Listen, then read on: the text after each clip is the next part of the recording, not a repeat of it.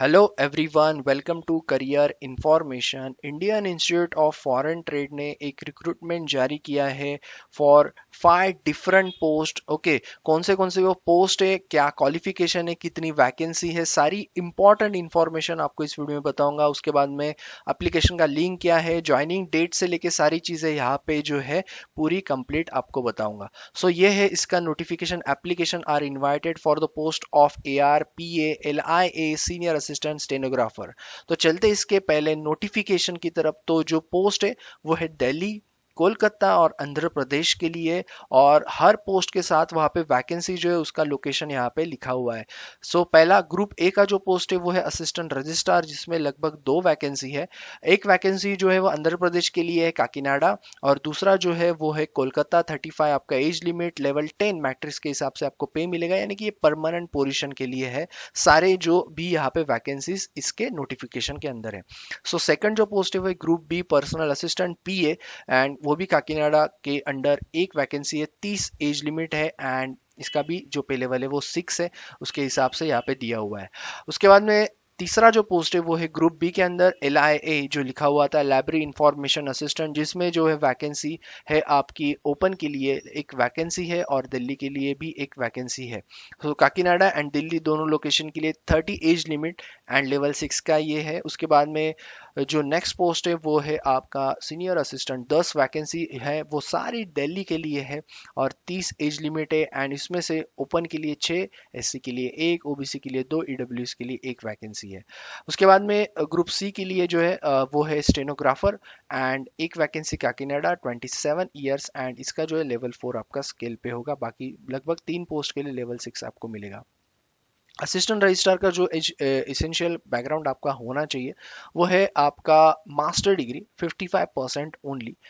Okay, उसके बाद में डिजायरेबल क्या है, at least 3 years experience in supervisory और equivalent category in group B post in, वैसे एक तो डिपार्टमेंट, यूनिवर्सिटी या रिसर्च इंस्टीट्यूशन में होगा तो भी चलेगा, डिजायरेबल है।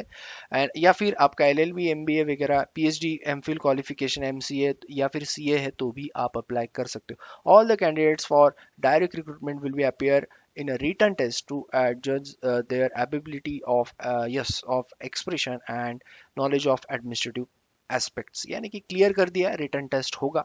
The scheme of examination include the weightage of marks of written test and interview etcetera as prescribe. So आपका रिटर्न भी होगा इसके लिए और इंटरव्यू भी होगा इस पोस्ट के लिए। All the direct recruits should possess the working knowledge of computers, तो ये तो जरूरी है। PA की जो पोस्ट है वहाँ पे आपका bachelor degree and 3 years of experience, whether वो आपका स्टेनोग्राफर टाइपिस्ट का होगा तो भी चलेगा। एंड डिजायरेबल जो है 1 ईयर डिप्लोमा इन कंप्यूटर्स, नहीं होगा तो भी आप अप्लाई कर सकते हो। LIA यानी कि लाइब्रेरी असिस्टेंट जो पोस्ट है, library information assistant, essential qualification master degree in library science 60%।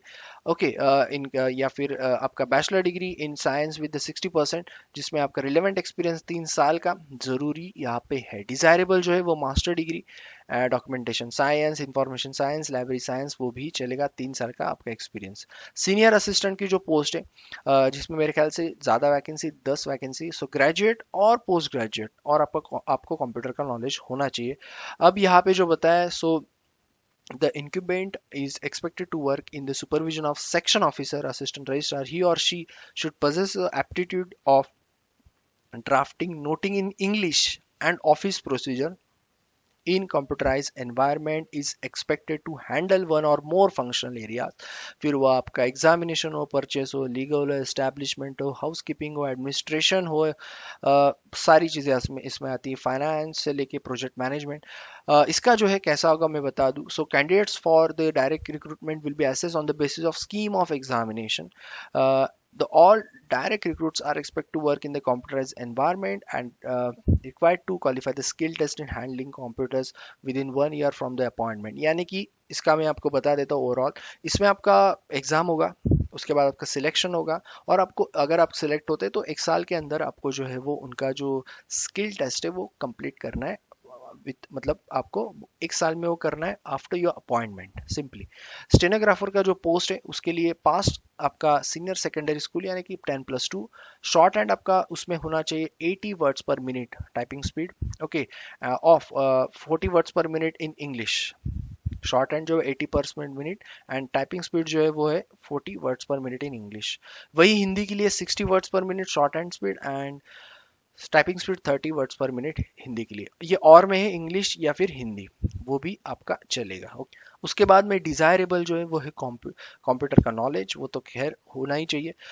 उसके बाद क्योंकि टाइपिंग स्पीड वगैरह मांगा है, यहाँ पे भी ऐसा ही है, आपका एग्जामिन होगा और 1 साल यानी कि आपका जो है प्रोबेशन पीरियड जब तक होगा आपको क्लियर करना है आपका टाइपिंग यानी कि स्किल टेस्ट, सिर्फ क्वालिफाइंग नेचर का वो होता है। उसके बाद में जनरल कंडीशंस की बात करेंगे तो आपका मिनिमम एसेंशियल क्वालिफिकेशन और एज और एलिजिबिलिटी या फिर एक्सपीरियंस जहाँ जहाँ पे होगा आपको वो ज़रूरी है। ऐसा नहीं कि डिज़ायर भी आपका होना चाहिए, लेकिन इसेंशियल आपका कंप्लीट होना चाहिए ताकि आप वो पोस्ट के लिए एलिजिबल हो अप्लाई करने के लिए।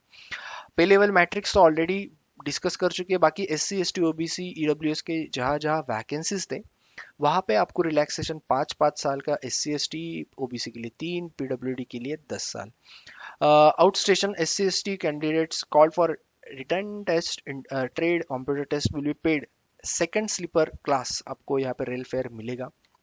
Okay, resident to Delhi and back by the shortest route जो भी होगा। No cash will be paid on the spot. Okay, तो बाद में रीएम्बर्समेंट वगैरह आपका होगा। The selected candidates will liable to serve any campus of IIFT Delhi. Okay, and the candidates are required to apply online. तो 15/6 यानी कि 5/7 तक आपको, 5 जुलाई तक आपको जो अप्लाई करना है। ऑलरेडी इसके फॉर्म फिलअप करना शुरू हो चुके हैं। कहाँ से फिलअप करना है मैं आपको बता दूं। सो यहाँ से आपको फिलअप करना है, रजिस्टर करो। इसका लिंक मैं आपको प्रोवाइड कर दूंगा डिस्क्रिप्शन बॉक्स में और नोटिफिकेशन का भी कर दूंगा ताकि आप डायरेक्टली यहाँ से ही अप्लाई या फिर यहाँ से ही नोटिफिकेशन देख सकते हो।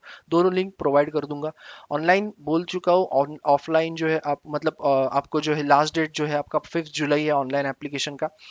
10 जुलाई टेंटेटिवली आपको एडमिट कार्ड मिलेंगे। ऑफलाइन इसका एग्जाम है, यहाँ पे ऑफलाइन स्पेसिफिकली लिखा है, तो आपका ऑफलाइन ही एग्जाम होगा। डेट जो है 24 जुलाई exam. Select merit list declaration for interview या फिर स्किल टेस्ट। इंटरव्यू उनके लिए जहाँ पे उन्होंने मेंशन किया था, स्किल टेस्ट उनके लिए जहाँ पे वो मेंशन था, जैसे कि सीनियर असिस्टेंट या बाकी जो भी होंगे। 24 अगस्त को होगा यानी कि 1 महीने के बाद। और इंटरव्यू स्किल टेस्ट डेट्स जो है वो आपके 4 सितंबर से आगे होंगे। ओके, और उसके बाद ही आपका जो है सितंबर के अंदर लास्ट में या फिर अक्टूबर के फर्स्ट वीक में आपका ज्वाइनिंग हो जाएगा मोस्ट प्रोबेबली। ओके, अगर यही सब कुछ रहा तो। सो यहाँ से आपको करना है रजिस्ट्रेशन एंड अप्लाई। तो इसका लिंक मैं आपको शेयर कर दूंगा ठीक आपके नोटिफिकेशन के लिंक के नीचे। Incomplete form subject to rejected. Okay, तो ये तो होता ही है, बाकी सारी चीज़ें रिजर्व रहेगा IIFT के अंडर। सो ये था आपका पूरा notification. Okay, so you can apply for the post. अगर आप एलिजिबल हो तो ऐसे ही जॉब अलर्ट्स इसी डिटेल से आपको हर दिन मिलते रहेंगे इस चैनल पे। तो आपको क्या करना है, सब्सक्राइब करो, तभी आपको ये आपको सारे जॉब अलर्ट्स दिखेंगे। और बेल आइकन को हिट करना मत भूलना क्योंकि टाइम का बहुत इंपॉर्टेंट यहाँ पे जो है ज़रूरी है आपको टाइम पे पता चलना। So subscribe share and like करना मत भूलना। बाकी आपके दोस्तों के साथ भी शेयर करो, ऐसे बहुत सारे वैकेंसीज आपको टेक्निकल नॉन टेक्निकल उसके बाद में गवर्नमेंट प्राइवेट और एक्सपीरियंस फ्रेशर सारे मिलते रहेंगे। So thank you all the best. कोई क्वेरी है तो कमेंट बॉक्स में पूछो। बाकी सब्सक्राइब करना मत भूलना। Stay tune everybody. और चौथा लिंक तीसरा लिंक मैं आपको एक टेलीग्राम चैनल का भी दे दूंगा ताकि अगर आपको ज़रूरत है तो आप वो ज्वाइन कर सकते हो फॉर अपडेट्स। बाकी इस चैनल पे तो मिलते रहेंगे। So thank you all the best.